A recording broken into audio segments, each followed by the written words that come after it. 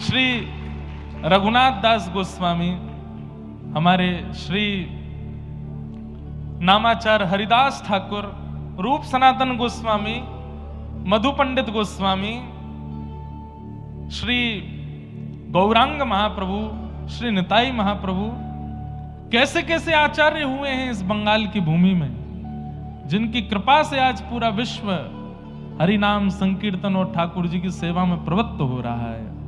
तो उसी भाव को लेकर के सबके बीच में रहेंगे, करेंगे कथा का क्रम। अभी आप सब लोग जहां कहीं भी हैं वहां बैठ जाइए प्रेम से। कथा क्रम में हम लोग प्रवेश करते हैं। कल ठाकुर जी का मधुर जन्मोत्सव होने वाला है और कल भीड़ भी दुगनी तिगनी होगी। क्या करेंगे, कैसे करेंगे? कलकत्ता में इतना आनंद आप सब वैष्णव जन कर रहे हैं, देख के बहुत सुख मिल रहा है। तो कल हम लोग श्रवण कर रहे थे कि वेदव्यास जी महाराज ने श्रीमद् भागवत की रचना मानव कल्याण के लिए की।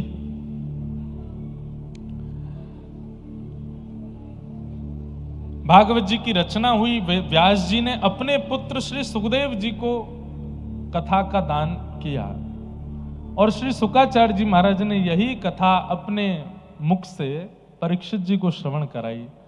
परीक्षित जी कौन है? इस संदर्भ में महाभारत का प्रसंग सुनाया गया। बहुत सावधानी से सब लोग बैठिए और कथा श्रवण करो। यदा मृधे कौरव संजयानाम वीरस्वथो वीर गतिम गतेषु ब्रकोदरा विग्ध गदा विमर्श भृगनोरुदंडे धृतराष्ट्रपुत्रे।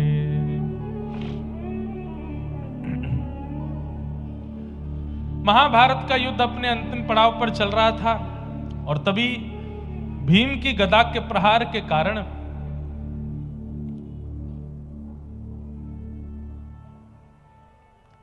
धृतराष्ट्र की जंघा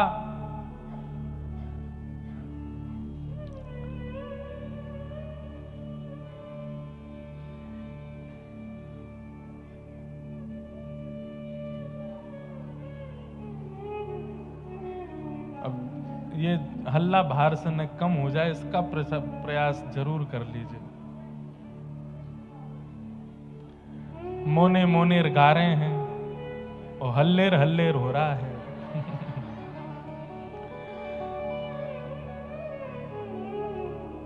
अच्छा, आज्ञा का पालन एक को बोलते हैं, 10 उठ के तो चुप कराने जाते हैं। तो हम क्या बता रहे थे? हाँ, महाभारत का युद्ध अपने अंतिम पड़ाव पर चल रहा था और यहां भीम ने अपनी गदा का प्रहार किया, दुर्योधन की जंघा टूट गई। महाभारत का युद्ध पांडव जीत गए। कौरवों के दुर्योधन को बदले की इच्छा होने लगी और उसने तुरंत गुरुपुत्र अश्वत्थामा को आज्ञा की है कि तुम जाओ और सोते हुए पांडवों को मार दो। बंधुओं, एक बात बोलें आपको, वैष्णव का स्वभाव नहीं होता रिवेंज लेना। ये बदले की इच्छा जो हमारे चित्त में प्रकट होती है, ये एक वैष्णव स्वभाव नहीं है। हाँ, किसी ने हमारे साथ कुछ अनुचित किया, किसी ने हमारे साथ कुछ गलत किया, तो हम वैष्णव हैं तो वैष्णव इतनी प्रार्थना करता है कि ठाकुर जी जो अनुकूल हो, जो अच्छा हो, वो आप देख लीजिएगा, मुझे इससे कुछ नहीं कहना है। वैष्णव के चित्त में भजन के प्रभाव से दया का संचार ज्यादा हो जाता है और इसलिए वो कई बार अनुचित कृत्य करने वाले से भी कभी बदले की इच्छा नहीं रखता।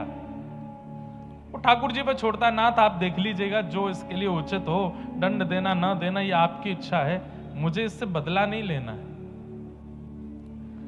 कई लोग इस बात को कह देंगे कि महाराज जी तो क्या हम भीगी बिल्ली बन के बैठे रहें, हम कुछ ना कहें, हमारे साथ कोई ऐसा कर दे, अन्याय कर दे, दुराचार कर दे, दूषित कृत्य करे, तो हम क्या ऐसे ही बैठे रहें?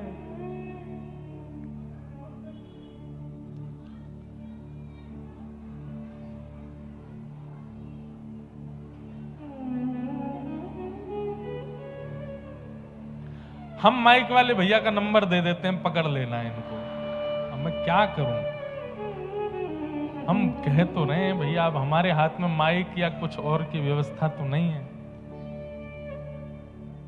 बैठ जाओ, बैठ तो जाओ, क्या हो गया है? गेट खुलवाना है, खुल गया गेट, माइक भी चल गया। हम आंख बंद करके कथा कहें तो ही हो पाएगी यहां, तो नहीं दिखते रहेंगे तो सबके कैसे भावना पूरी करें। एक बार भैया कोई हो मंच के, एक बार राउंड मार के आओ, पीछे तक देख के आओ, क्या दिक्कत है सबको। एक आ रहे हैं चश्मा वाले भैया, इनके कुर्ता पकड़ लेना। हमको थोड़ी देर कथा सुनाने तो भैया ने थोड़ा शांति रखो। हाँ, क्या बता रहा था मैं? तो वैष्णव के चित्त में बदले की इच्छा नहीं होती। आहा, कितना सुंदर चरित्र याद आया। नाम भी 2 दिन से याद आ रहा है, नामाचार्य श्री हरिदास ठाकुर, इसी बंगाल की भूमि में हुए। जन्म से मुस्लिम थे, लेकिन भगवत कृपा उनके ऊपर हो गई। उनको उपाधि दी गई, जैसे लोगों के आगे परम पूजनीय श्री श्री लगाया जाता, ऐसे गौड़िया वैष्णव संप्रदाय में हरिदास ठाकुर को नामाचार्य कहते हैं। 3 लाख नाम रोज करते थे। तो जब मुस्लिम राजा को पता चला कि ये हमारे कुल खानदान का होते हुए भगवान का भजन करता है, हिंदुओं के देवता को गाता है, समझाया बुझाया, नहीं माने तो फिर कहा कि इसको मृत्यु दंड दो। तब किसी सेनापति ने कहा कि बोले मृत्यु दंड तो बहुत सरल होगा, इसको फांसी पे लटका देंगे, इसको क्या 2-4 मिनट दर्द होगा। इसने जो गलत काम किया है हिंदुओं के देवताओं का नाम लेकर के, इसको तो कोई कड़ा दंड मिलना चाहिए। बोले क्या दंड दें? बोले हाथ बांधो, पैर बांधो, बाजार में लेकर के निकलो और इस पर कोड़े बरसाओ। कोड़े में भी कील होनी चाहिए बड़ी बड़ी, वो कील जब इसके कोड़े पड़े और कोड़ा जब हटाया जाए तो पूरे शरीर को छीलते हुए निकले। राजा बोले उससे क्या होगा? बोले बाजार में जब बच्चा बच्चा इसको देखेगा, लोग इसको देखेंगे तो कल को कोई भी, अरे मुस्लिम तो क्या, दूसरी जाति के क्या, हिंदू भी अपने देवता का नाम लेने में घबराएंगे जब देखेंगे कि ये दंड मिल रहा है। तो राजा ने कहा यही ठीक है। मैंने एक दिन बताया था, हरिदास ठाकुर पर जब कोड़े मारे जाते थे तो रक्त की बूंद नहीं निकलती थी, पिचकारियां निकलती थी शरीर से। लेकिन जब वो कोड़ा पड़ता था और उस समय जब वो दोनों भुजा उठा करके और ऊंचे स्वर में बोलते थे हरि बोल हरि बोल हरि बोल, कोड़े बरसाने वाले के चरण पकड़ लेते थे और क्रोध में नहीं, नेत्रों में भाव भरे रहते, अश्रु भरे रहते। बोले बड़ी कृपा। मैं तो चाहता था कि मैं ऊंचे स्वर में नाम गाऊं, लेकिन मैंने पूरी ताकत लगाई। इतना ऊंचा स्वर मेरा पहले कभी नहीं प्रकट हुआ जितना ऊंचा स्वर आपके कोड़े मारने से प्रकट हुआ है। और मारिए।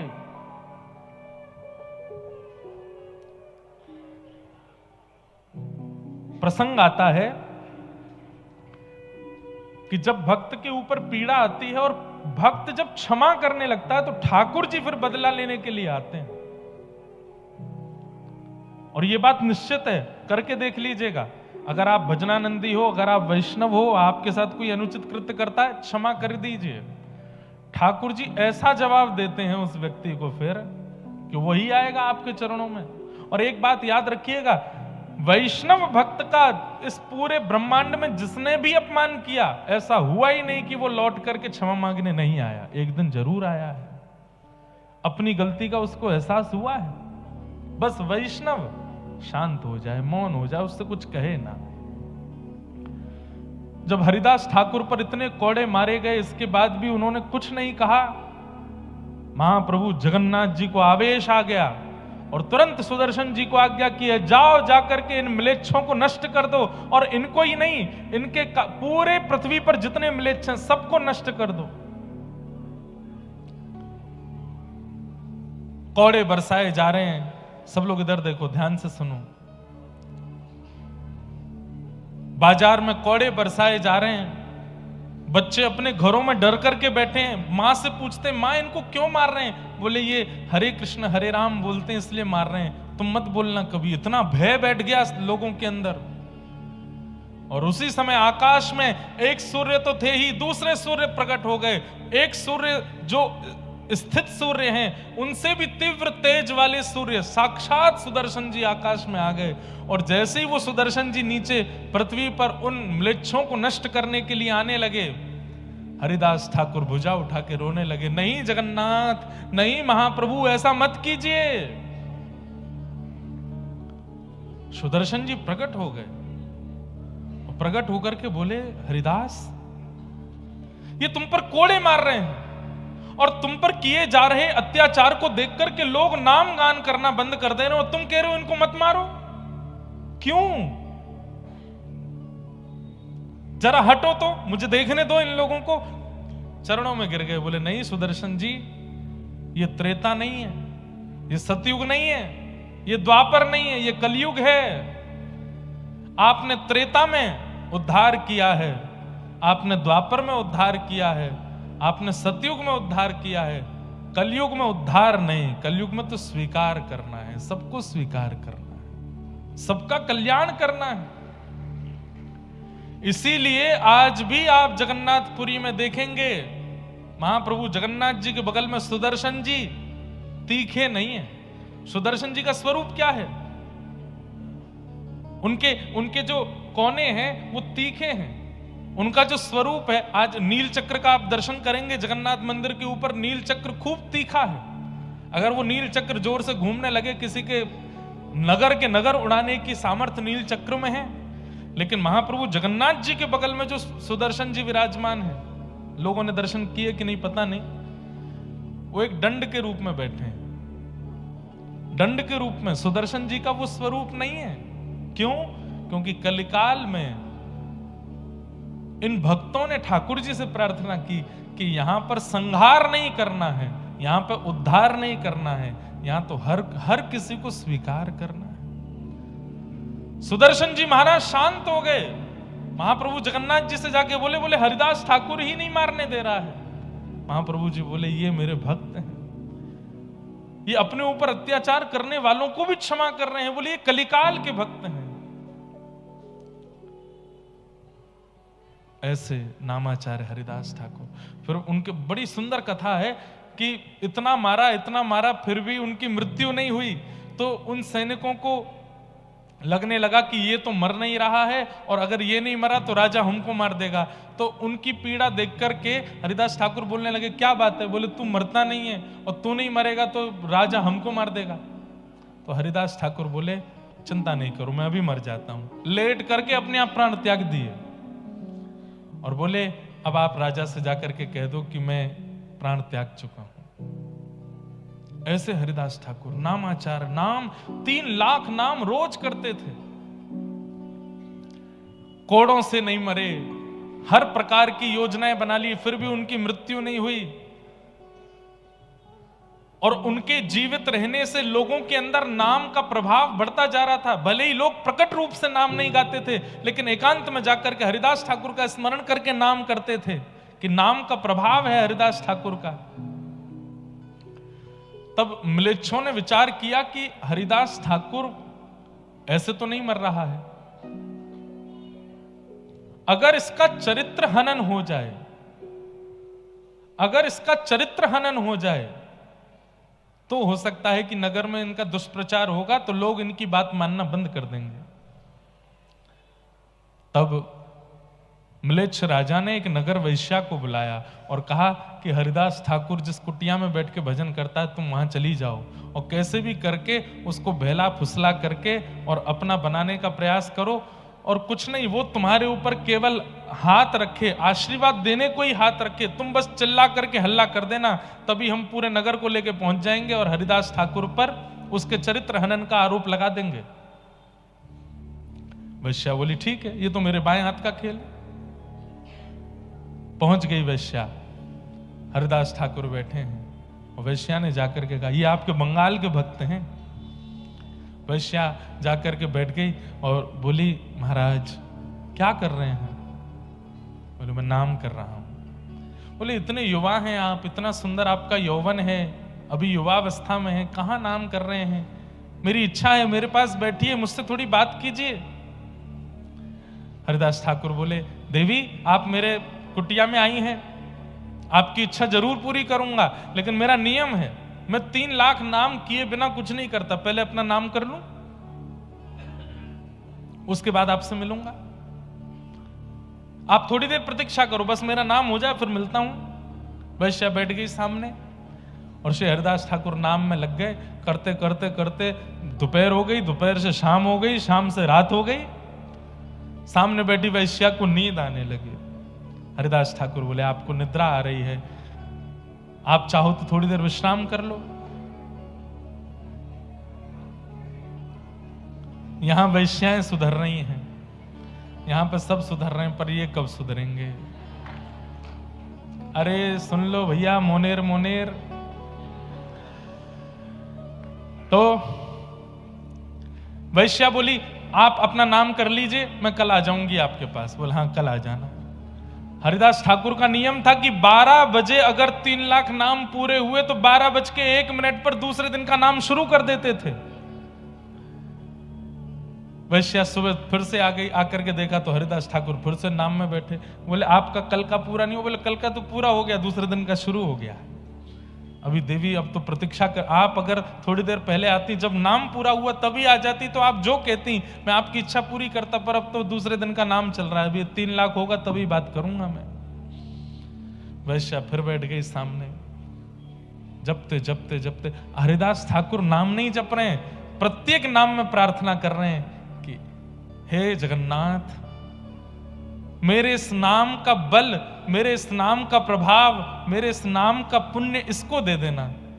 ये इतनी सुंदर है, इतना अच्छा गाती है, इतने सुंदर इसके नेत्र हैं, इतना सर्वांगीण इसका सुंदर मधुर है। अगर ये सर्वांगीण अंग से आपका नाम गाएगी तो आपको प्राप्त कर लेगी।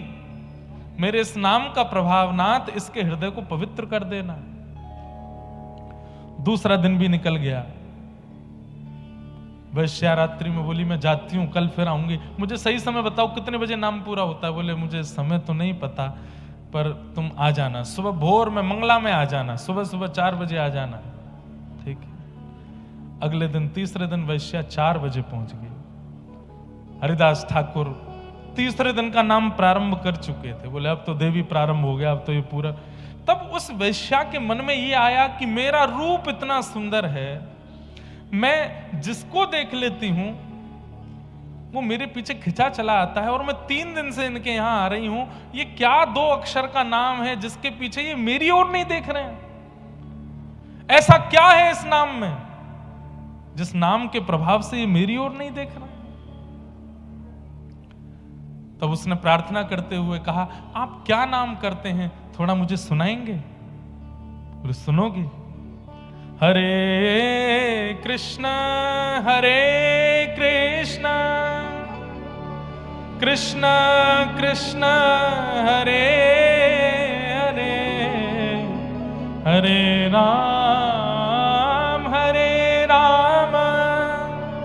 राम राम हरे हरे। जैसे ही नाम महामंत्र सुनाया, बंधुओं एक बात बताएं,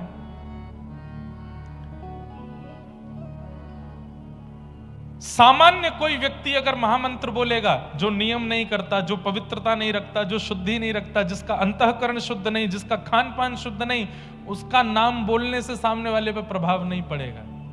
लेकिन अगर कोई नामनिष्ठ हो, जिसका तन भी पवित्र है, मन भी पवित्र है, जीवन भी पवित्र है, सर्वांगीण अंग पवित्र है, वो स्वर में, बेस्वर में, बेताल में भी अगर नाम बोल देगा तो सामने वाले का चित्त पिघल जाएगा।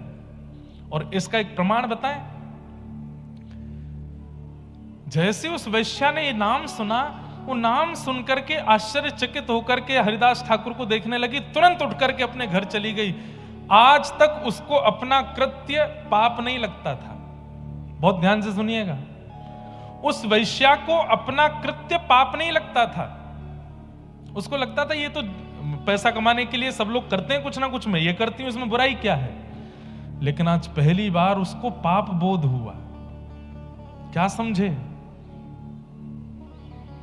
आप यदि किसी वैष्णव को देख रहे हो, आप यदि किसी महापुरुष को देख रहे हो और देख करके आपके मन में आया कि बस कृपा हो गई, इनका हमने दर्शन कर लिया, आदि आदि, समझना अभी दर्शन नहीं किया। लेकिन किसी महापुरुष को देख करके अपने जीवन के किए हुए कुछ कृत्यों पर अपने ऊपर आत्मग्लानि हो, तब समझना कि आपने वास्तव में दर्शन किया है। अपने पूर्व के किए हुए कोई पाप आपके सामने आकर के खड़े हो जाएं और आपको चिंता होने लगे कि ये तो मैंने बहुत बड़ा अपराध किया है, अपराध बोध यदि हो जाए तो समझो कि आपने संत दर्शन, वैष्णव दर्शन किया है।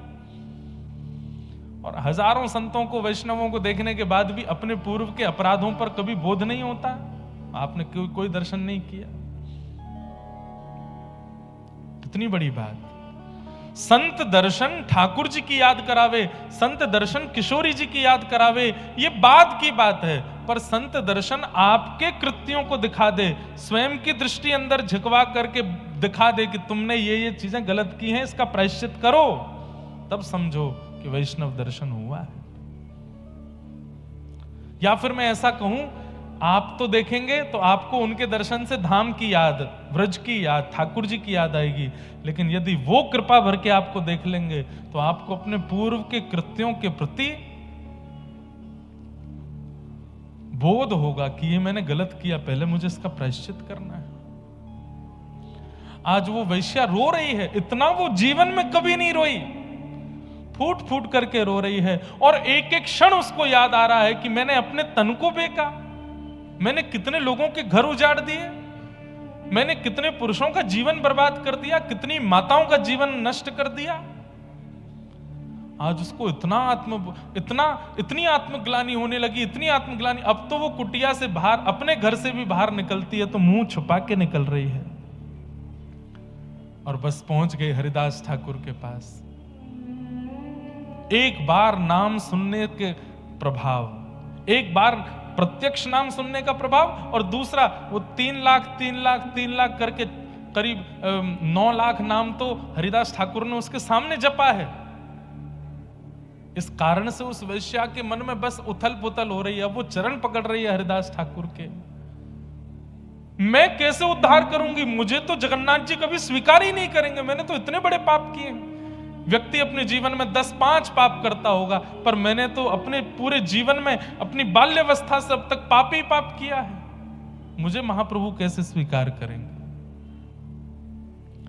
हरिदास ठाकुर बोले, ठाकुर जी की यही कृपा है, मानवों में और ठाकुर जी में अंतर यही है कि मानव गलतियां मरते दम तक याद रखता है और ठाकुर जी एक क्षण में भुला देते हैं।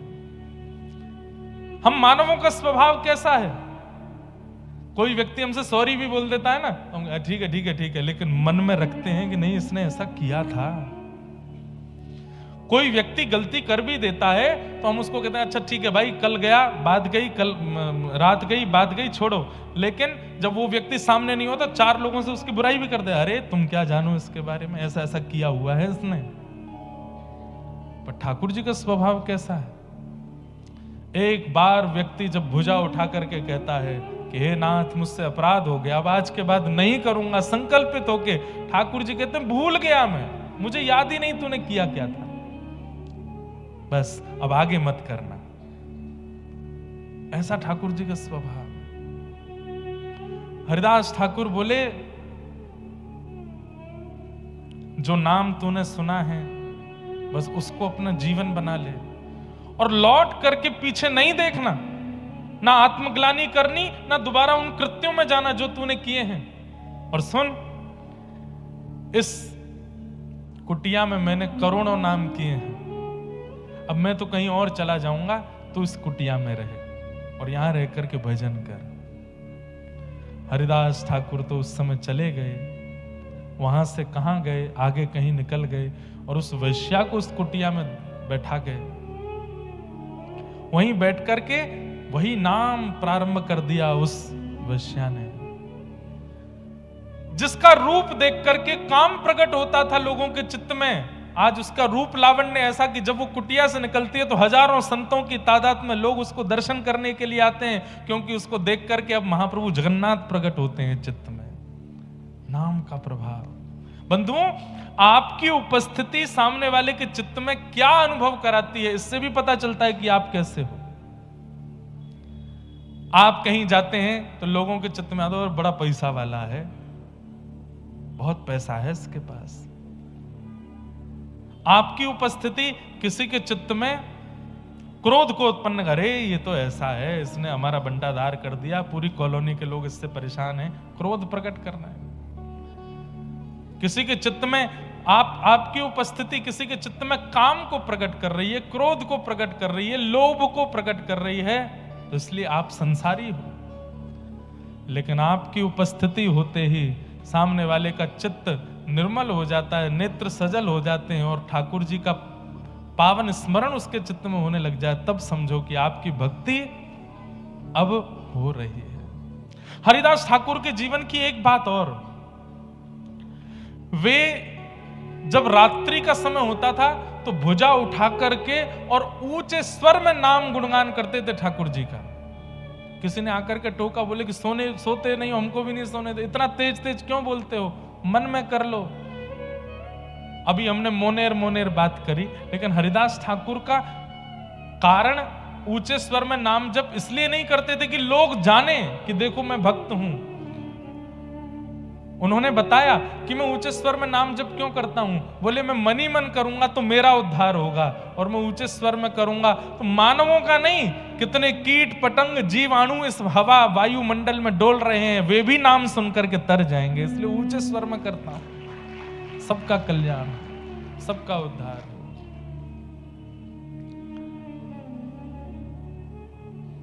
सामान्य नहीं है,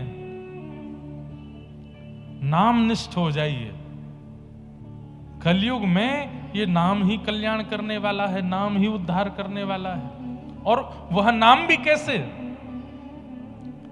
जैसे बहुत प्यासा व्यक्ति जब पानी पीता है तो प्रत्येक घूंट अगली घूंट की और इच्छा प्रकट करती है कि वो भी मेरे अंदर आवे ताकि मेरी प्यास बुझे। नाम भी ऐसा ही होता है, एक बार कह दिया हरे कृष्ण तो दूसरा हरे कृष्ण बोलने के लिए आप इतने उत्सुक हैं, तीसरा हरे राम बोलने के लिए उससे भी ज्यादा उत्सुक हैं, चौथा हरे राम बोलने के लिए उससे भी ज्यादा उत्सुक हैं। हरे हरे बोलते बोलते तो नेत्रों से अश्रु निकल जाए, ऐसी उत्कंठा नाम के प्रति हो जाए, तब नाम प्रभावशाली। उत्सुकता भक्ति में बहुत जरूरी है, एक्साइटमेंट। अगर आप उत्सुक नहीं हैं तो आपका नियम, क्रम, व्रत, अनुष्ठान, परिक्रमा सब व्यर्थ है। उत्सुकता, जैसी उत्सुकता यहां कथा सुनने की लोगों में है, जैसी उत्सुकता भीतर बैठने की लोगों में है, जैसी उत्सुकता एक एक शब्द को श्रवण करने की लोगों में है, ऐसी उत्सुकता केवल कथा नहीं हर भगवत संबंधी कार्य में हो जाए। आपकी ये उत्सुकता ध्रुव की तरह 5 महीने में ठाकुर जी का अनुभव करा देगी। केवल 5 महीने उत्सुकता आ जाए। संसार की क्रियाओं को करने में आलस्य नहीं आता हमको, पर भगवत कार्यों में आलस्य आता है, और यही आलस्य भगवत प्राप्ति में बाधा बनता है। आलस्य नहीं, उत्सुकता। तो मैं निवेदन कर रहा था कि भक्त कभी रिवेंज नहीं लेता, भक्त कभी बदला नहीं लेता, भक्त क्षमा करता है। उसकी तरफ से बदला ठाकुर जी ले लेते हैं, और जब ठाकुर जी बदला लेते हैं तो फिर अच्छा वाला ही लेते हैं। आपके साथ किसी ने कुछ गलत किया, आपने अगर उससे बदला लिया तो आप ज्यादा से 2-4 थप्पड़ मारोगे, लेकिन आपने पुलिस के हवाले कर दिया कि भाई इसने मेरे साथ ऐसा किया, अब आप देखो, पुलिस तो उसमें डंडे बरसाएगी फिर। ठीक वैसे ही आपके साथ अनुचित कृत्य पर आप कुछ रिएक्शन देते हो तो आप ज्यादा कुछ नहीं कर पाओगे, लेकिन ठाकुर जी के भरोसे छोड़ देते हो तो ठाकुर जी तो ऐसा चक्र घुमाते हैं, और याद रहे उसे। ऐसा नाम। तो दुर्योधन, अब एक बात और कह दूं, ये बदला लेने की इच्छा यदि चित्त में बहुत ज्यादा होती है कि उसने मेरे साथ ऐसा किया मैं देख लूंगा उसको, तो आप कहीं ना कहीं पांडव नहीं हो, इस संसार रूपी महाभारत के कौरव हो। कौरवों का ही स्वभाव होता है ऐसा।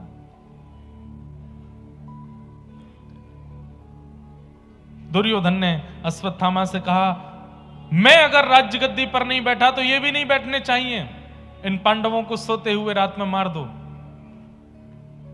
बंधुओं, महाभारत क्या है? ये संसार ही एक महाभारत है, और इस संसार रूपी महाभारत में मैं और आप ही कौरव पांडव हैं।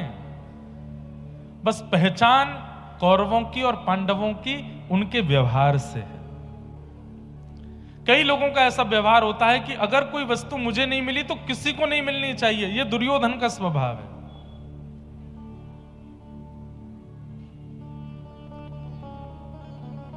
यह दुर्योधन का स्वभाव है।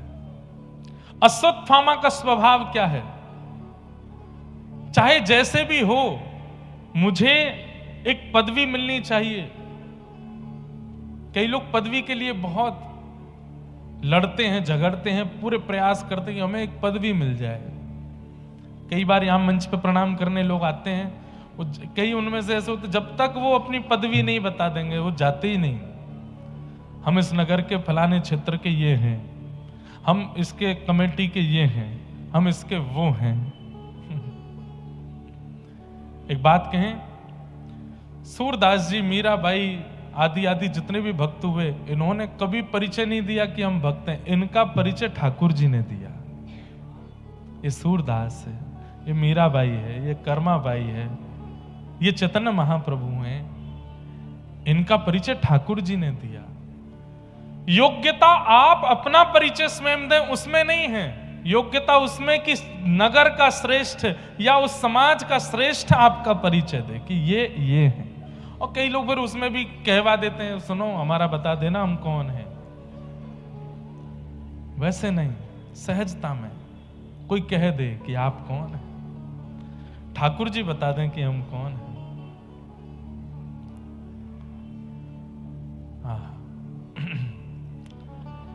तो अश्वत्थामा रात्रि में गए, पांडवों को मारने के लिए गए, लेकिन ठाकुर जी रक्षा कर रहे थे, इसलिए पांडवों को बाल बांका भी नहीं कर पाए।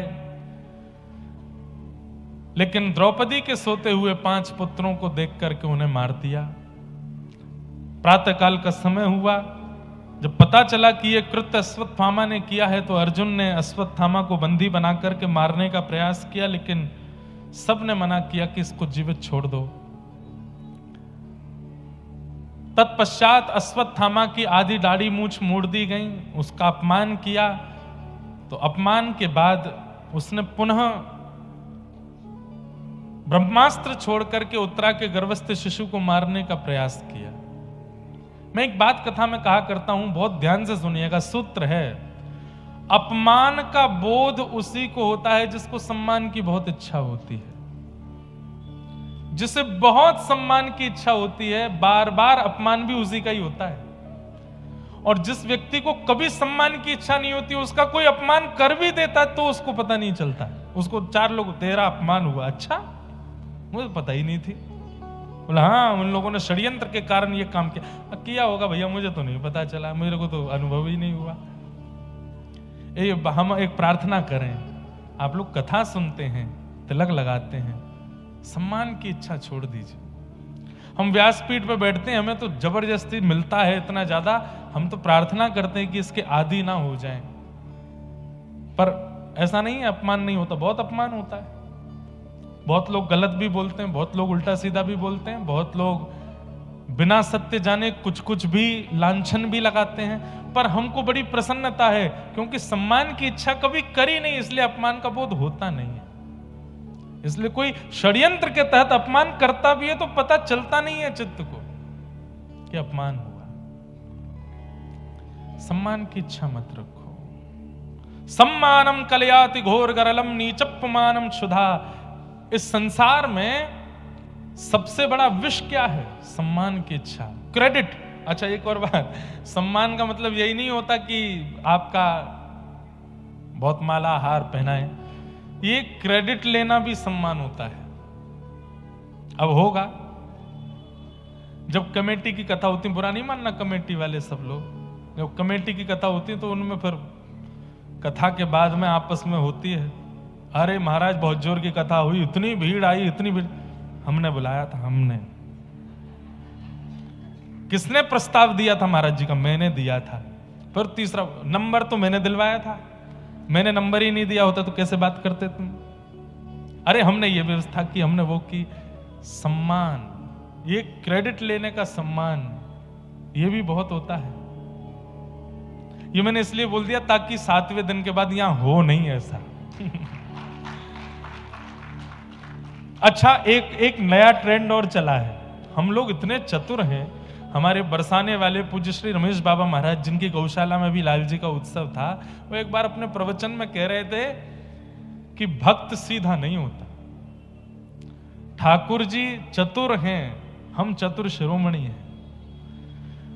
हम इतने चतुर हैं कि सब कुछ करने के बाद में, जब बाद में बात होती है ना, क्रेडिट वाली बात होती है, तो मनी मन चाहते तो हैं कि मेरा नाम बोला जाए कि मैंने ये काम करवाया, लेकिन जब नाम बोल दिया था, अरे भैया पूरी भोजन की व्यवस्था तो इन्होंने देखी थी, हमने कुछ नहीं देखा। भैया देखो हमारा नाम नहीं बोला करो, अबे सब जगन्नाथ जी कर रहे हैं, सब जगन्नाथ जी, सब महाप्रभु जी की कृपा है, हमारा नाम मत बोला करो आप।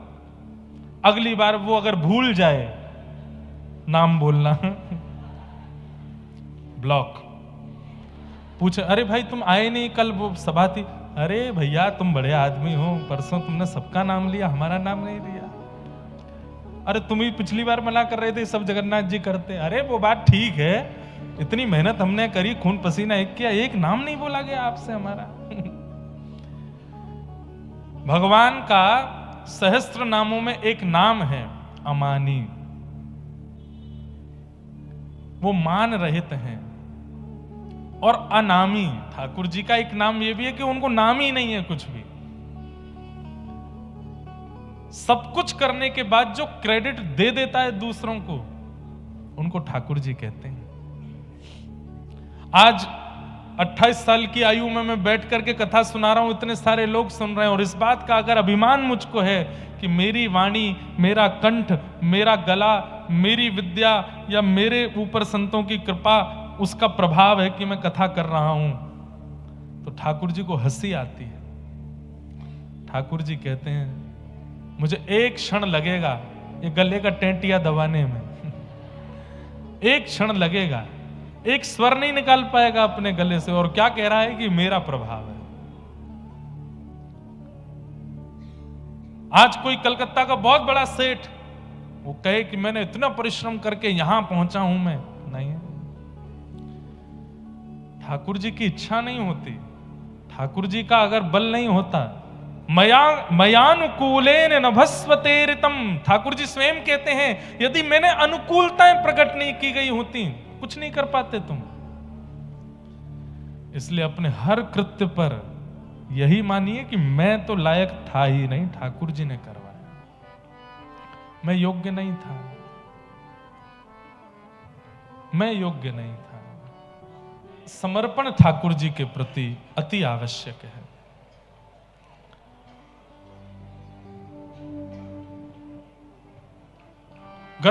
गर्भस्थ शिशु को मारने के लिए अश्वत्थामा ने ब्रह्मास्त्र छोड़ दिया, और यही गर्भ का बालक, भगवान ने इसकी रक्षा की, और यही गर्भ का बालक कालांतर में परीक्षित हुआ।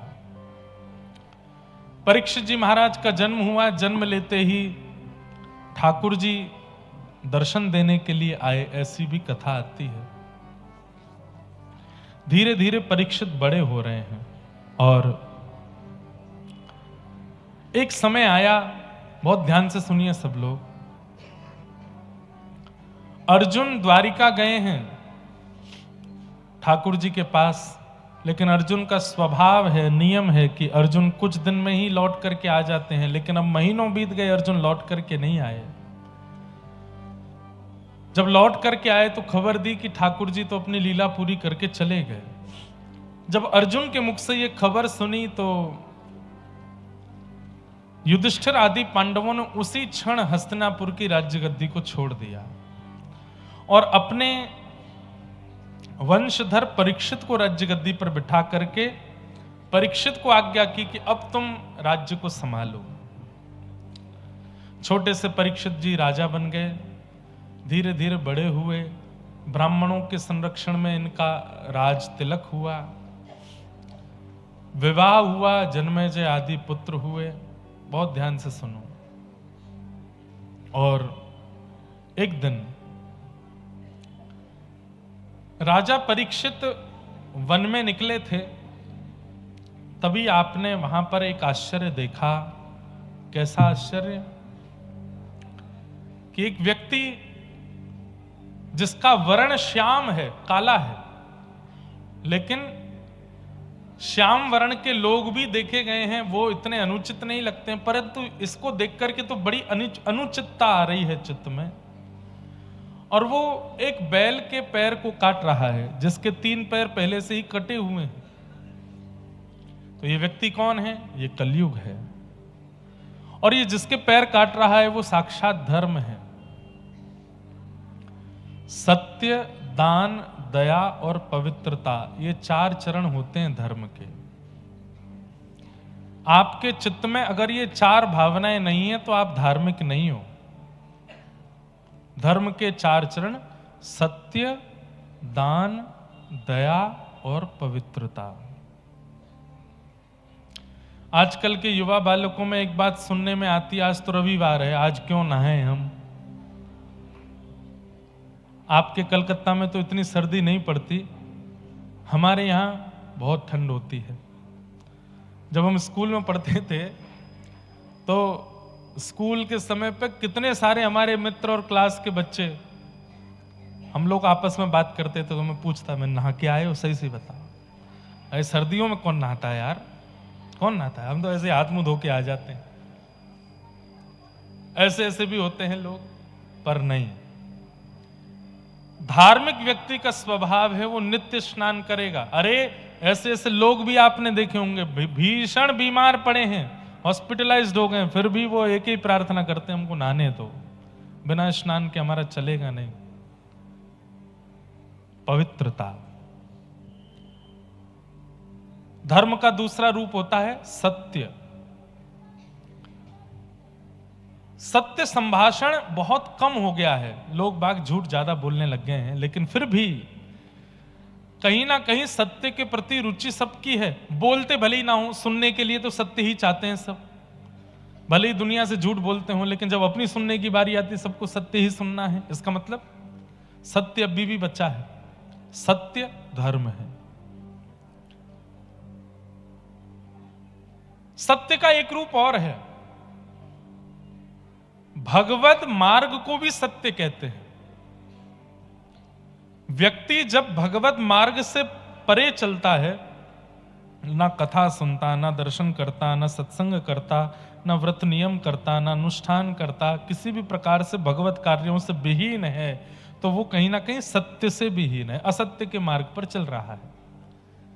आएगा एक दिन, लौट के जरूर आएगा, पर तब तक शायद देर हो चुकी हो। सत्य का मार्ग सही समय पर चुन लिया जाए, ये अच्छा है। पर कलिकाल में भगवान ने बड़ी कृपा कर रखी है, व्यक्ति जब भी आ जाता है तब स्वीकार कर लेते हैं ठाकुर जी, पर फिर भी इतनी देर ना हो जाए कि अब कुछ करने लायक बचे नहीं। अब सत्य के मार्ग पर आके क्या फायदा। सत्य।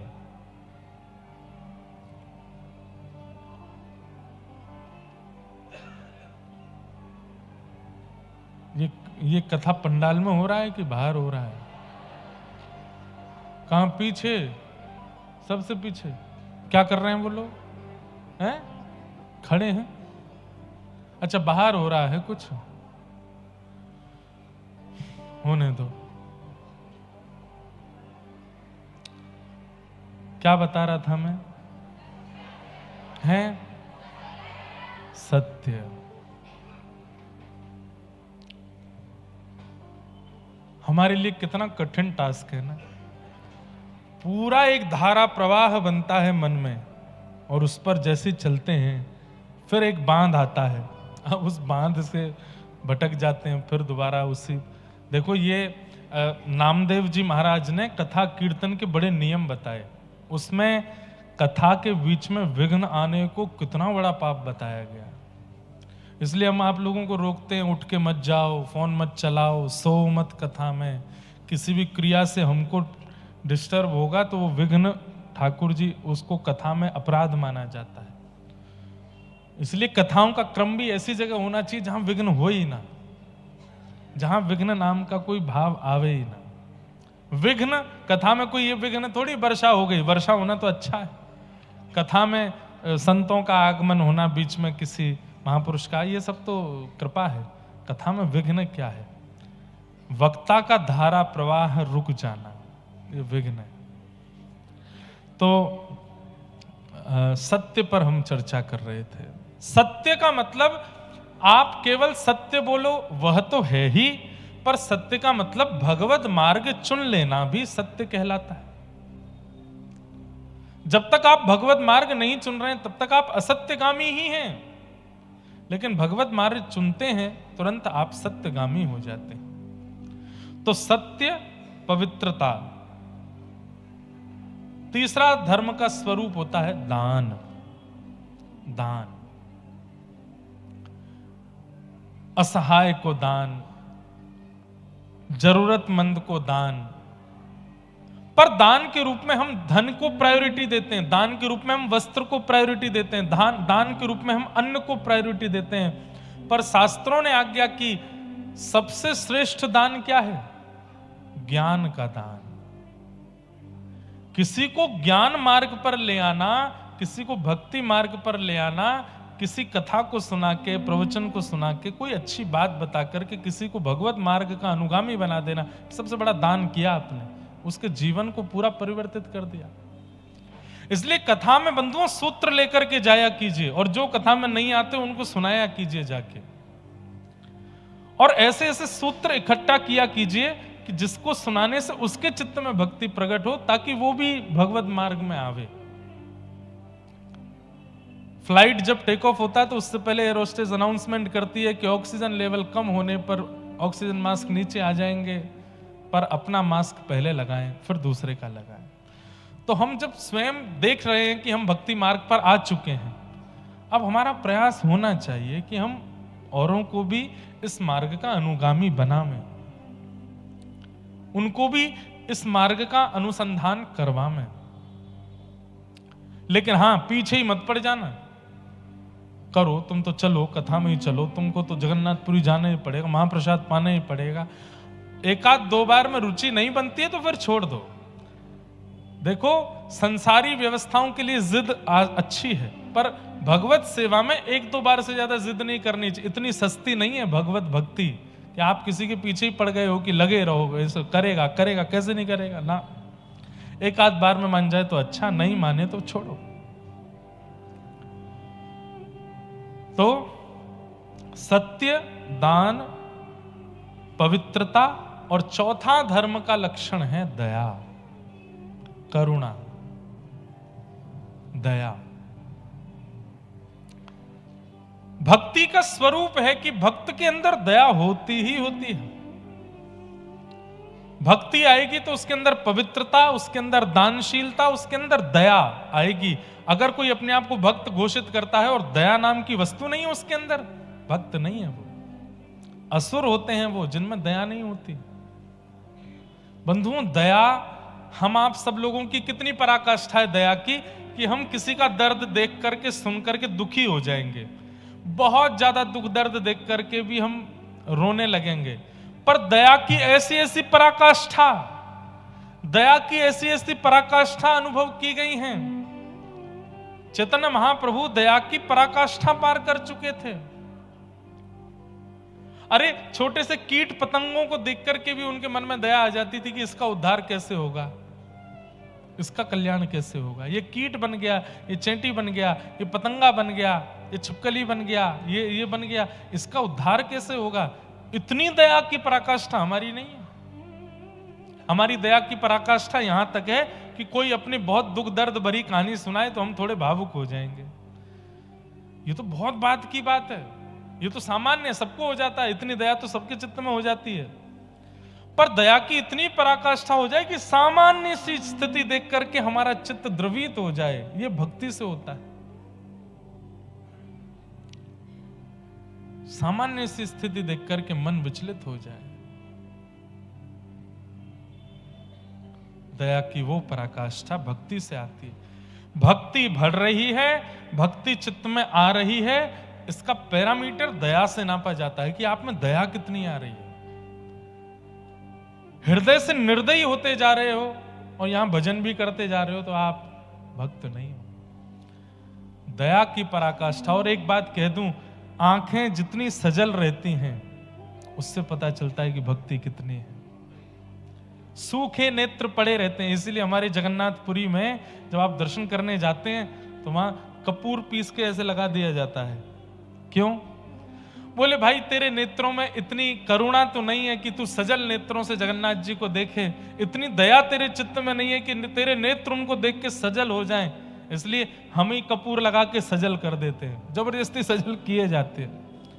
एक भाव ऐसा भी है, दूसरे भाव वो ठाकुर जी का प्रसाद है। इस भाव से नेत्र पवित्र हों तब आप ठाकुर जी को देखो। बाहर से जाने क्या क्या देख के आए होंगे, कपूर की पवित्रता से नेत्र सजल पवित्र कर दिया, अब देखो जगन्नाथ जी को। पर नेत्रों की सजलता और सदा नेत्र भीगे ही रहते हैं, इसका मतलब है कि भक्ति का पैरामीटर काफी ऊंचा जा चुका है। नेत्रों में एक, मैंने कितने महापुरुषों को, मैं नाम बोल दूं, परम पूजनीय प्रातस्मरणीय श्री विनोद बिहारी दास बाबा, बरसाने वाले हमारे बाबा, मैंने जितनी बार मिला हूं उनसे, मैंने कभी सूखे नेत्र नहीं देखे उनके। और मैं जितनी देर बैठता हूं, वो सामान्य बात भी करते हैं तो भी नेत्रों से अश्रु गिरता ही रहता है। ऐसी दया, ऐसी करुणा। हमारे ठाकुर जी के नेत्र हमारी तरह पूरे पूरे नहीं खुलते, ठाकुर जी के आधे नेत्र खुलते हैं और सदा ठाकुर जी के जगन्नाथपुरी में पूरे नेत्र खोल के बैठे। उसके पीछे भी एक कथा है, पर ठाकुर जी के आप श्रीनाथ जी में दर्शन करो, वृंदावन में दर्शन करो तो ठाकुर जी के नेत्र कटाक्ष हैं। ये कटाक्ष नेत्र क्यों है? आधे खुलते हैं ठाकुर जी के नेत्र। क्यों? भीगे रहते हैं सदा, ठाकुर जी भक्ति प्रेम में भीगे रहते हैं। भीगे नेत्र, दया की पराकाष्ठा, ये प्रमाण करती है कि आपकी भक्ति कितनी है। और नेत्र सूखे रहते हैं, इसका मतलब है कि दया नहीं है चित्त में। अब आप लोग एक दूसरे को देखने मत लग जाना, तेरे ही हैं सूखे, तो तेरे बारे में ही बोल रहे हैं। नहीं, दूसरे को जज करने से पहले खुद को देखो, खुद का अनुभव करो। कोई पर्टिकुलर जगह पर, पर्टिकुलर स्थान पर, पर्टिकुलर बात सुन के तो सबके नेत्र भीग जाते हैं, पर अकारण भी नेत्र भीगे रहें। हमारे श्री चैतन्य महाप्रभु सदा नेत्र भीगे रहते हैं, क्योंकि आपको महाप्रभु जी के बारे में तो पता ही होगा। श्री चैतन्य महाप्रभु कौन है? राधा कृष्ण मिलत तनु हैं। ठाकुर जी व्रजमंडल छोड़ करके द्वारिका गए तो किशोरी जी को, ब्रजवासियों को, व्रज की गोपियों को इतना विरह देकर के गए कि लीला पूरी करने के बाद ठाकुर जी के मन में आया, मैंने इतना विरह दिया है किशोरी जी को, इतना विरह दिया है गोपियों को, अब इसके समान विरह जब तक मैं सहन नहीं कर लूंगा तब तक मेरे चित्त को शांति नहीं पड़ेगी। उसके लिए मुझे किशोरी जी के भाव में आना पड़ेगा। तब श्री कृष्ण किशोरी जी के भाव में प्रकट हुए इसी बंगाल की भूमि पर श्री चैतन्य महाप्रभु। जिस प्रकार किशोरी जी पुकारती हैं ठाकुर जी को, किशोरी जी ढूंढती हैं ठाकुर जी को, उसी प्रकार श्री कृष्ण चैतन्य महाप्रभु के रूप में कृष्ण को ही ढूंढ रहे हैं। अद्भुत है चैतन्य चरितामृत। भीगे रहते हैं, ढूंढते रहते हैं, कहां है श्याम सुंदर।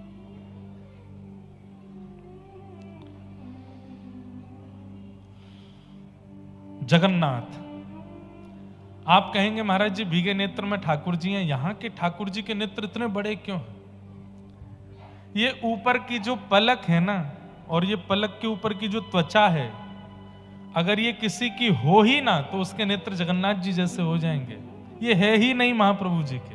क्यों? ब्रजवासी और किशोरी जी के विरह में महाप्रभु जी का तन पिघल गया है, इसीलिए हाथ भी नहीं है, भुजा भी नहीं है, चरण भी नहीं है। मुखमंडल भी नहीं है। ये पिघल गए हैं, इसलिए बड़े बड़े नेत्र दिखते हैं महाप्रभु जी के। नहीं तो इस पूरे ब्रह्मांड में यदि ठाकुर जी की विरह की पराकाष्ठा यदि कहीं है तो वो महाप्रभु जगन्नाथ जी हैं। विरह की पराकाष्ठा में इतना विरह हुआ ब्रजवासियों का कि तन पिघल गया ठाकुर जी का। इतना याद करते हैं ठाकुर जी ब्रजवासियों को। उधो मेरी मैया से जा कहियो, उधो मेरी मैया से जा कहियो, तेरो कान्हा दुख पावे, मेरी मैया से जा कहियो, उधो मेरी मैया। उद्धव मेरी मां को जाके बताओ, उनको लगता होगा कि मैं राज सिंहासन पर बैठा हूं, मैं सोने के पलंग पर सोता हूं, मैं मथुरा के राजभवन में रहता हूं तो मैं बहुत सुखी हूं। ऐसा नहीं है उद्धव, तुम जाके बताओ मेरी मैया को कि मैं बहुत कष्ट में हूं। अरे उद्धव, तुमको पता है यशोदा मैया रोज नहीं नहलाती थी मुझे, तो सुबह उठा करके जैसे छोटे बालक को मां गीले कपड़े से उसके तन को पोंछ देती है, ऐसे यशोदा मैया गुनगुने जल से, थोड़ा उष्ण जल से एक कपड़ा भिगो करके हाथ पोंछ देती, मुख पोंछ देती, आंख पोंछ देती, बोले लाला नहा लियो। मैं कहता हूं मैया तुमको रोज काई को ना नभावे? बोले लाला रोज रोज नभाऊंगी तो मलूक लगेगा, मलूक लगेगा तो नजर लग जाएगी, तू बुरो बावड़ो से ही रहकर, तू रोज मत नहाए कर। लेकिन उद्धव जब से मथुरा आया हूं मैं रोज स्नान करता हूं। क्यों? कोई न मुख धोवे ताते जल, हमारी ब्रज भाषा का पद है। गर्म जल को ब्रज भाषा में कहते हैं ताता जल, गर्म जल। कोई न मुख धोवे ताते जल, अचरा पहुंच न भावे उधो, कोई न धोवे ताते जल, अचरा पहुंच न भावे। माखन रोटी नाम न जाने, माखन रोटी। अरे उद्धव, मैंने ब्रजमंडल में कभी थाली में भोजन नहीं किया, तो यशोदा मैया एक हाथ में मक्खन लेके रहती, एक हाथ में रोटी लेके चलती, और मक्खन रोटी कहीं भी एक दूसरे में मिला करके मुंह को पवा देती। मैंने थाली देखी नहीं, और यहां 56 भोग का थाल बन करके सामने आता है। उद्धव, माखन रोटी नाम न जाने, माखन रोटी नाम न जाने, कनुआ कही मोहे कोई न बुलावे, मेरी मैया से जा कहियो दो, मैया से जा तेरो कान्हा दुख पावे, मेरी मैया से जा कहियो दो, मेरी मैया से जा। कृष्ण विरह, ठाकुर जी कितनी करुणा में रहते हैं, कितने विरह में रहते हैं, कितने व्याकुल चित्त में रहते हैं। मैं ये कहना चाहता हूं केवल कि आपके हृदय में दया है, आपके हृदय में पवित्रता है, आपके हृदय में भक्ति है, उसका प्रमाण आपके नेत्र धीर गंभीर और सजल रहेंगे। उससे पता चलता है कि आपके चित्त में गंभीरता है, पवित्रता है, दया है, भक्ति है।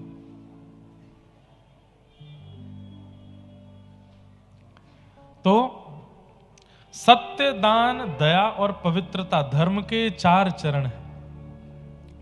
अगर ये चारों स्थिति आपके जीवन में नहीं है तो आप धार्मिक नहीं हो।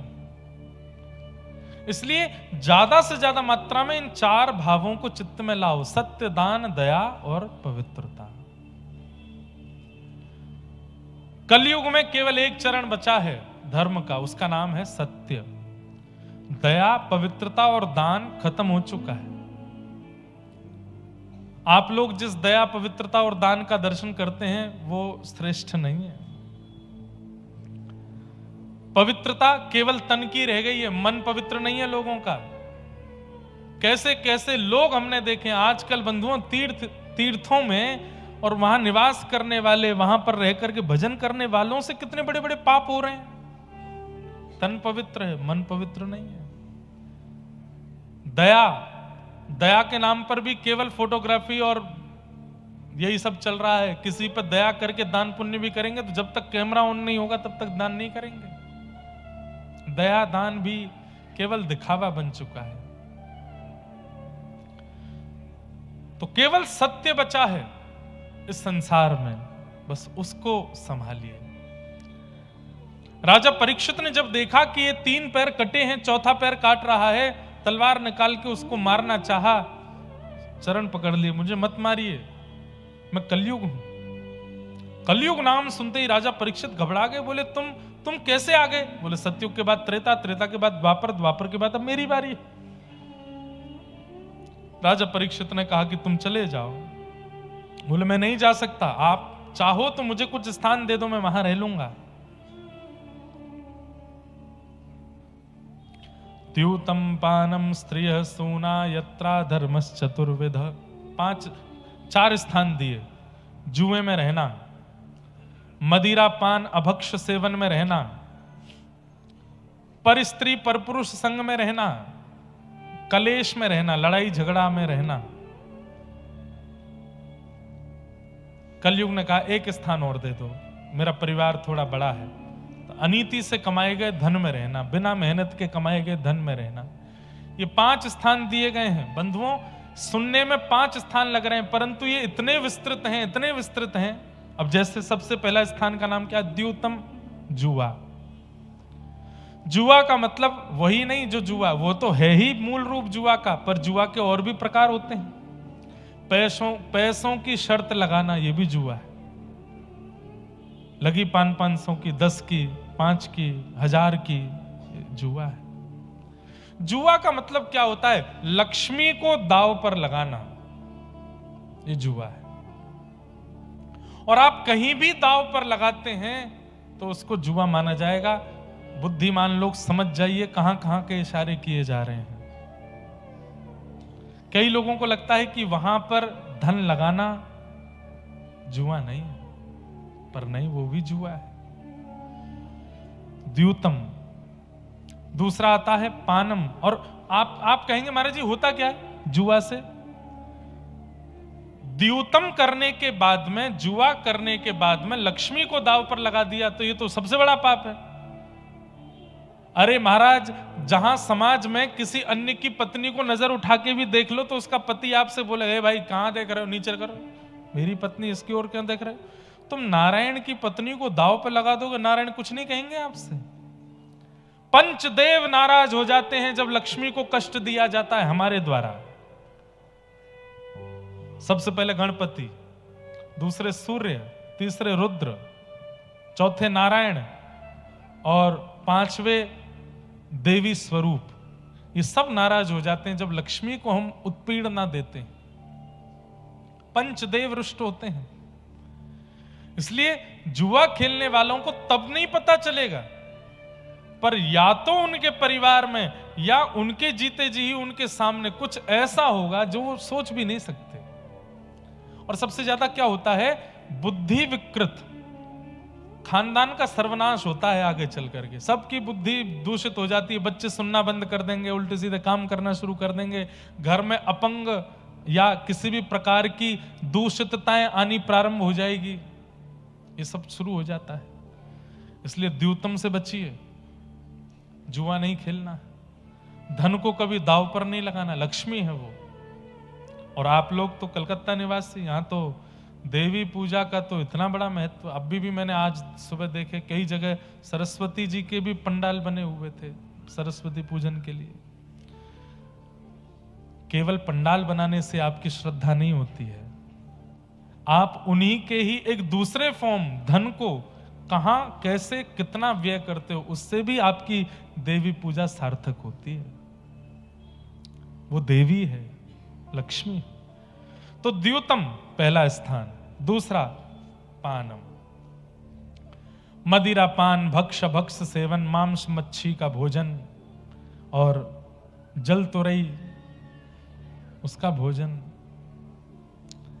इन सब में कलयुग का निवास है। इन सब में कलिकाल का निवास है। प्रयास तो वैष्णवों को करना चाहिए कि घर में प्याज लहसुन भी ना बने, लेकिन कम से कम मांस मदिरा का प्रवेश तो ना हो रसोई में। और जिस घर में ठाकुर जी की सेवा होती है उसकी तो रसोई में फिर प्याज लहसुन भी नहीं आना चाहिए। इतनी पवित्रता तो रखे। आपको खाने की बहुत इच्छा, बाहर जाके खा लो, मांस मदिरा नहीं। मुझे आजकल सोशल मीडिया का जमाना, आगे पीछे काट के बीच का डाल देंगे। महाराज जी ने अलाउ किया कलकत्ता की कथा में, बाहर जाके खा लो। पाप उसका भी होता है, पर प्याज लहसुन खाने वाला व्यक्ति अगर साधक स्थिति में है तो उसकी साधक स्थिति में वो साधना नहीं कर पाएगा, तामसी पदार्थ है, इसलिए उसको मना किया गया। तो पानम में कम से कम मदिरा पान, भक्ष भक्ष सेवन, तंबाकू सेवन और जितने भी नशीले पदार्थ हैं इनका सेवन नहीं करना चाहिए। पानम, उसमें कलयुग का निवास है। द्यूतम पानम, स्त्रिय पर स्त्री पर पुरुष का संग, उसमें कलयुग का निवास है। कलयुग बुद्धि विकृत कर देगा। और चौथा स्थान दिया गया लड़ाई झगड़े में बहुत इंटरेस्ट होना। आए दिन बस यही सोचते रहते हैं इसने मुझसे कुछ कहे तो सही तो मैं इसको बताऊं। लड़ाई झगड़ा करना, ऊंची आवाज में बात करना, और आजकल वर्बली लड़ाई बंद हो गई है, सोशल मीडिया की लड़ाई शुरू हो गई है। अब उसके बारे में कुछ तुमको बोलना है, उसके मुंह पे नहीं बोलेंगे, उसके बारे में बोल के डाल देंगे। अब चार लोग उसको उछालेंगे, हाँ सही कह रहे हो, यही बात है, यही है, ये सब चल रहा है। क्या बोलते हैं उसको? Negative publicity. ये शुरू कर दिया है लोगों ने, दुष्प्रचार करने का। तो क्या बोल रहे थे? द्यूतम पानम स्त्रिय सूना। और पांचवा स्थान आता है बिना मेहनत के कमाया गया धन, बिना परिश्रम के कमाया गया धन। इसमें कलयुग का निवास है। एक बार जगन्नाथ महाप्रभु जी के मन में आया, क्या हम पूरे दिन खड़े रहते हैं रत्न वेदी पे, पुजारी लोग बेचारे भोजन बना के लाते हैं, माली लोग सब्जी प्रकट करते हैं, पुजारी लोग बना के लाते हैं, पुजारी ही पवा देते हैं। हम क्या करते हैं? कुछ भी तो करते नहीं, बिना मेहनत के खड़े हैं यहां पर। हमको परिश्रम करके भोजन करना है। तो भगवान श्री जगन्नाथ जी के एक परम भक्त हुए श्री माधवदास जी। क्या नाम था? माधवदास। माधवदास जी भगवान के सखा, पंच सखा हुए श्री जगन्नाथ जी के, उनमें एक श्री माधवदास जी, बलराम दास जी, माधवदास जी, और ऐसे नाम हैं पंच सखाओं के। तो माधवदास जी सामने खड़े थे, दर्शन कर रहे थे महाप्रभु जगन्नाथ जी का। श्री जगन्नाथ जी बोले हमको बड़ी चिंता हो रही है। माधवदास जी बोले क्या हो गया? हम पूरे दिन खड़े रहते हैं, यहाँ पे बैठे रहते हैं, ना हिलते हैं ना डुलते हैं, बस साल में एक बार रथ यात्रा करते हैं, बिना मेहनत के हम खा पी रहे हैं, हमको बड़ा अनुचित लगता, मेहनत करके खाना चाहिए। माधवदास जी बोले आप कितनी मेहनत करते हो? पूरे विश्व भर में लोग बाग जहां भी आपका आराधन करते हैं, बुलाते हैं, आप पहुंच जाते हो, उनके दुख दर्द दूर करते हो, उन पर कृपा करते हो, कितना तो परिश्रम करते हो ना।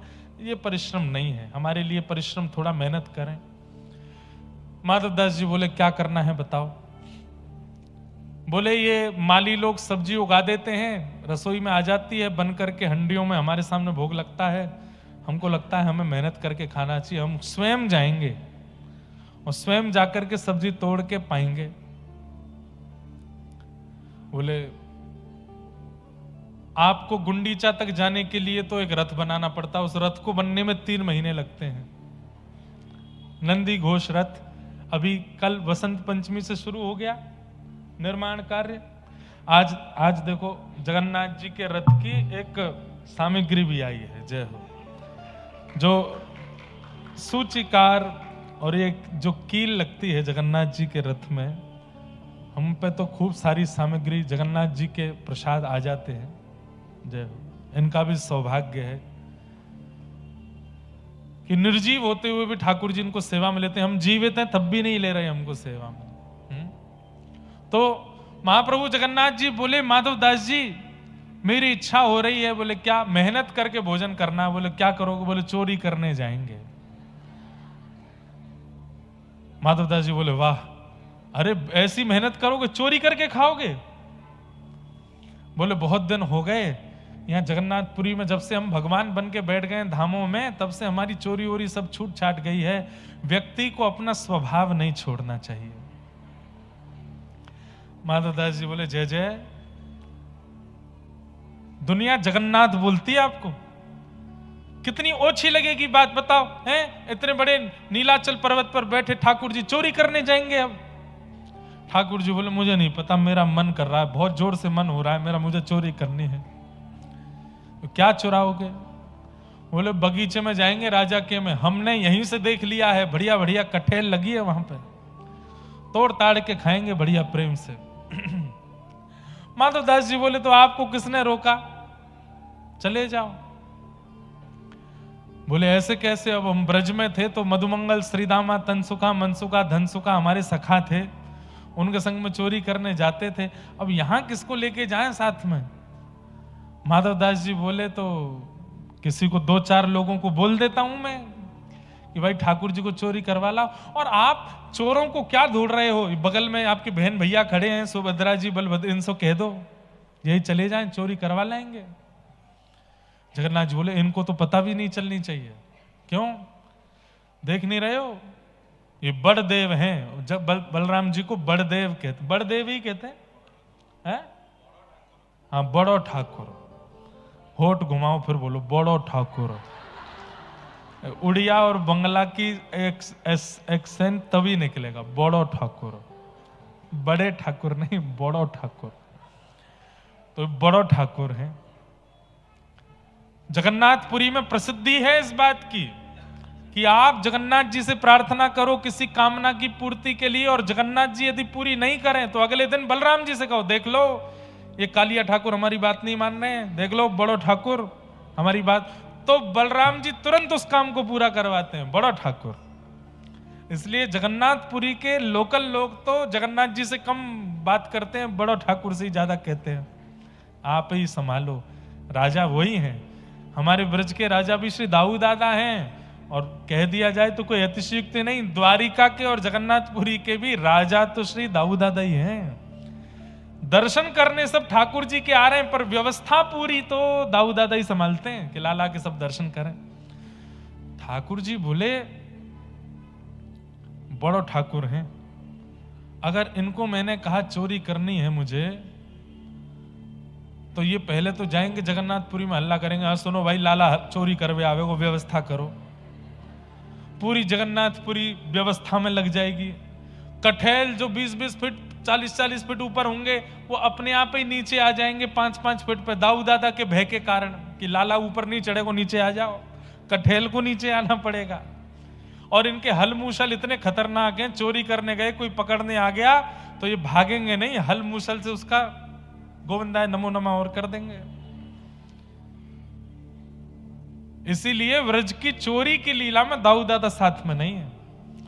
आप लोग परसों से कथा सुनेंगे कि दाऊ दादा के एंट्री कब होती है, जब ठाकुर जी वृंदावन पहुंच गए, जब कालिया नाग दहन, कालिया नाग मर्दन करते हैं, आदि आदि लीला करते हैं, खेल कूद में दाऊ दादा है, चोरी में दाऊ दादा नहीं है साथ। बोले इनको नहीं बोलना। तो माधवदास जी बोले कहां से ढूंढ के लाऊं? ठाकुर जी हंस गए, बोले तुम बढ़िया, तुम ही चलो, तुम्हारे साथ चलेंगे। बड़ा बूढ़ा शरीर है, शमशान घाट में लकड़ियां बाट देख रही हैं मेरी, पूरा जीवन निष्कलंकित निकाला है मैंने, अब ये जाते जाते मुझ पे ये कलंक क्यों लगवा रहे हो चोरी का? ठाकुर जी बोले वाह, जब तुम जिसको बचते हो उस पर जब चोरी का कलंक है तो तुम क्यों बचोगे? चलो चोरी करेंगे दोनों। माधवदास जी बोले हमको आती नहीं है चोरी करनी। बोले कुछ नहीं, बस 2-3 बातों का ध्यान रखना, ज्यादा आवाज मत करना, फुर्ती रखना, थोड़ा जल्दी जल्दी रखना, एक्शन थोड़े जल्दी होने चाहिए। तो बोले नाथ आप जाओगे कैसे, इतने भारी भरकम आपका स्वरूप है। ठाकुर जी बोले अणो अणियान महतो महियान। बोले हम चाह लें तो इतने भारी हो जाएंगे कि 1000 लोग भी नहीं उठा पाए, और हम चाह जाएं तो पतले से सुदामा भी हमको गोदी में उठा के चल देंगे। हम तो अणु से अणु के समान हो जाते हैं। आप बस प्रतीक्षा करो, हम आते हैं। रात्रि का समय हुआ।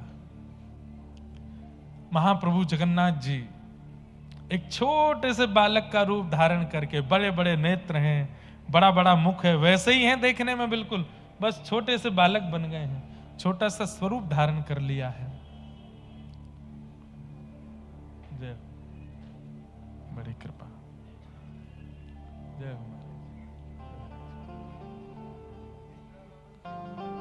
अच्छा।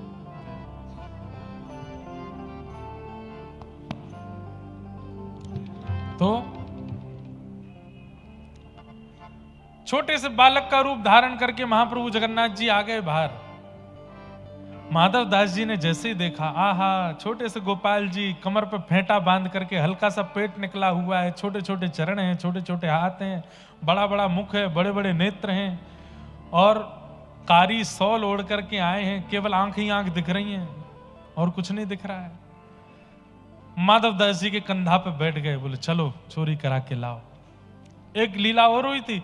माधव दास जी बोले चोरी करके क्यों खाना है, मैं कटहल यहीं मंगवा देता हूं।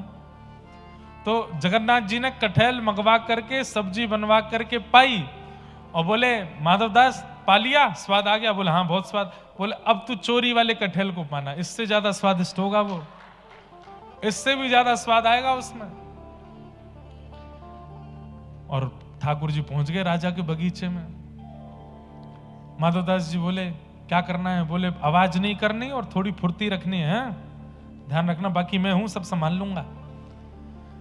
कटहल के पेड़ के नीचे पहुंच गए। बोले कौन से वाले पे चढ़ना है, इस पे कि उस पे? ठाकुर जी बोले धीरे बोल, आवाज कर रहा है। इतने में माली अपना डंडा उठा के बोले मैं बताऊं कौन से पे चढ़ना है, कहां है, दिख तो सही मुझको, कहां है चोर? ठाकुर जी बोले देख ये माली हमको पकड़ लेगा, घना बड़ा बगीचा है, घने जंगल है, थोड़ी धीरे धीरे बोलो, फुर्ती रखो थोड़ी। बोले अब क्या करें? बोले मैं नीचे पीताम्बरी खोल के बैठा हूं, तुम ऊपर चढ़ जाओ, ऊपर से कटहल फेंकना नीचे, नीचे धम्म नहीं गिरना चाहिए, आवाज होगी, मैं पीताम्बरी में ले लूंगा। माधवदास जी बोले मैं चढ़ता हूं ऊपर। माधवदास जी चढ़ गए ऊपर। खूब ऊपर चढ़ने के बाद ऊपर कटहल देख के उनको पता नहीं चले कौन सी वाली पक्की है कौन सी कच्ची है। तो ऊपर से बोले हे महाप्रभु कौन सी वाली दूं इनमें से? ठाकुर जी बोले चढ़ो रहे ऊपर, मैं जाऊं यहां से। भागे वहां से, ठाकुर जी तो भाग गए। माली आए, बोले मैं बताऊं कौन सी, आ जा नीचे आ। माधवदास जी धीरे धीरे नीचे उतर करके आए। माली ने 2-4 डंडे घुमा दिए, उसको क्या पता ये माधवदास जी हैं। और माधवदास जी राजा के गुरु हैं, जिस राजा का बगीचा है उसके गुरु जी हैं माधवदास जी। नीचे आकर के माधवदास जी ढूंढने लगे। कहां देख रहे हो? बोले कि देख रहा हूं एक और आया था साथ में, वो कहां है? माली बोला कोई नहीं है, अकेले हो तुम? बोले आए तो थे एक और। खूब डंडे पड़े, उसी पेड़ से बांध दिया माधवदास जी को, और रात भर माली वहीं बैठा रहा कि कहीं भाग नहीं जाए। सुबह राजा आएगा तब तुझे दंड दिलवाऊंगा, और मृत्यु दंड दिलवाऊंगा मैं। अरे इतने बुढ़ापे में शर्म नहीं आती, कटहल की चोरी करने आया है। माधवदास जी बोले मेरा तन देख करके तुमको कहीं से भी लग रहा है कि मैं कटहल खाता हूंगा? पतला दुबला शरीर, मेरी हड्डियां गिन लोगे तो तू नहीं खाता तो किसी को बेचने जा रहा होगा महंगे रकम में। अगले दिन सुबह हुई, प्रभात के समय राजा आए विचरण करने के लिए। राजा को पता चला कि रात में चोर घुसे थे, एक पकड़ा गया है उनमें से। राजा ने आकर के जैसे पेड़ से बंधे हुए गुरुदेव को देखा। गुरुदेव चरणों में दंडवत प्रणाम किया, अरे खोलो इनको, अरे राजा जी यही चोर है, अरे ये मेरे गुरुदेव हैं। खोल करके माधवदास जी से पूछा, आप चोरी करने आए? मुझसे कह देते 10, 5, 15, 20 कठेल में भिजवा देता आपके यहां, आप यहां रात्रि में चोरी करने क्यों आए? माधवदास जी के नेत्र सजल हो गए, बोले तुमको लगता है कि मैं खाने आऊंगा? बस अब अनुभव कर लो कि कौन आया होगा और किसके मन में इच्छा प्रकट हुई होगी कठेल चोरी करने की। आहा, सुनते ही राजा प्रसन्न हो गए, बोले जगन्नाथ जी आए थे? बोले हाँ वही आए थे, मुझे लेके आए थे साथ में। पूरी लीला सुनकर के राजा बड़ा प्रसन्न हो गया। तब से राजा ने नियम बना दिया, और महाराज पूरा बगीचा उसी समय महाप्रभु जगन्नाथ जी के ही नाम कर दिया। बोले मेरा बगीचा नहीं है, यहां आने के लिए महाप्रभु जी को अनुमति या चोरी से आने की जरूरत, ये महाप्रभु जी का ही बगीचा है। सुबह उठते ही माधवदास जी गए मंदिर, तो मंदिर में आप लोग अनुभव करेंगे कि जगन्नाथ जी का जब आप गरुड़ स्तंभ के पीछे से दर्शन करोगे इतने ही दिखते हैं, वो जो मुख्य गर्भगृह है वहां से इतने ही दिखाई देते हैं। आज जैसे ही माधवदास जी आए तो ठाकुर जी और छुप गए, तो कहीं मुझे देखे नहीं। माधवदास जी बोले कहां छुप रहे हो? ठाकुर जी बोले कैसे मजे आए, आनंद आया? बोले आनंद तो बहुत आए, छोड़ के भागे आए हमको। बोले कि अब तुम इतना हल्ला कर रहे हो, वहां पे हम कह रहे हैं कि वहां शांति रखो, तुम कह रहे हो कौन सा कठेल गिरूं ऊपर से, ऐसे हल्ला करके चोरी होती है? बोले आप तो भागे आए नाथ, हम तो पूरा बगीचा आपके नाम करवा के आए हैं, अब खूब प्रेम से वहीं से कठेल खाओ तोड़ तोड़ करके। ऐसे हमारे महाप्रभु जगन्नाथ हैं। और ये ठाकुर जी ने लीला सब जगह की है। यही चोरी की लीला ठाकुर जी ने गिरिराज जी में इसी कलयुग में भी की है। इसी कलिकाल में माधवदास जी के साथ महाप्रभु जगन्नाथ जी ने चोरी की है। इसी कलिकाल में पंढरीनाथ प्रभु ने वहां पंढरपुर में वहां जनाबाई के साथ में, सक्कूबाई के साथ में लीलाएं करके वहां पर भी चोरी के क्रम ठाकुर जी ने किए हैं। ये चोरी नहीं है, ये ठाकुर जी का प्रेम है, अपने भक्तों के प्रति अनुराग है, भाव है, उसको ठाकुर जी ऐसे प्रस्तुत करते हैं, उनको सुख मिलता है। तो ये सब भाव हैं। ऐसे ठाकुर जी, आज तक चोरी हुई नहीं है महाप्रभु जगन्नाथ जी की। कोई भक्त हो जो चाहे कि मेरे यहां चोरी करें तो ऐसी व्यवस्था करो, कुछ नवीन बना करके, कुछ नवीन सिद्ध करके। कभी कभी ठाकुर जी के सामने भोग मत धरो, बना करके रसोई में ही रख लो और कहो ठाकुर जी हमने तो बनाया है, आपकी खाने की इच्छा हो तो खा जाओ, कैसे भी करके पाके दिखाओ। आप अनुभव करेंगे, या तो किसी भक्त के रूप में, या किसी वैष्णव के रूप में, या किसी ना किसी संकेत के रूप में ठाकुर जी उस प्रसाद को मांग ही ले जाएंगे आपसे, जरूर पाके जाएंगे। लीला करते हैं ठाकुर जी। ऐसे हमारे मधुर ठाकुर जी हैं।